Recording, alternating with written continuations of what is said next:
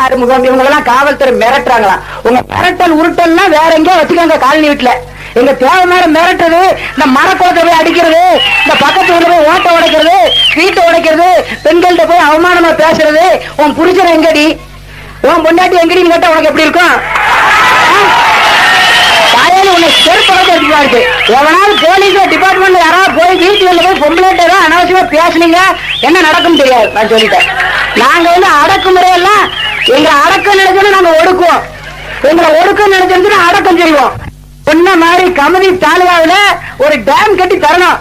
ஆப்பநாட்டு கூட்டத்துக்கு குடிநீர் வேணும்னு சொன்னா என்னது, 2000 ஏக்கர்ல ஒரு பெரிய நீர்த்தேக்கம் கட்டணும்.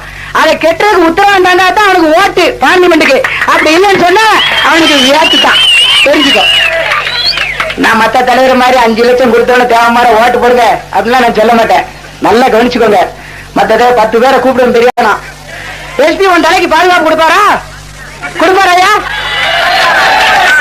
யாருடைய உயிருக்கு இந்த காவல்துறை பாதுகாப்பு கொடுக்க முடியுமா? நிச்சயம் முடியாது. எனக்கு எது காவல்துறை பாதுகாப்பு?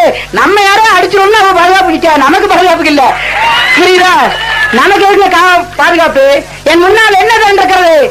மரப்பால் உடித்த மரக்கூட்டம் எல்லாம் வாழ்ந்த சண்முகையா போன்ற மன்னால் தரப்பட்டாரு. எனக்கு எதுக்கு பாதுகாப்பு? பாதுகாப்பு இருக்குங்க. பாதுகாப்பு வேற பரம்பரைக்கு தான் தேவை. நம்ம தான் வாழேந்தி வேலேந்தி போரிட்ட சமுதாயம். இன்னைக்கு அமைதியா இருங்க, அமைதியா இருங்க, ஊடக பேசாதீங்க, அமைதியா இருங்க.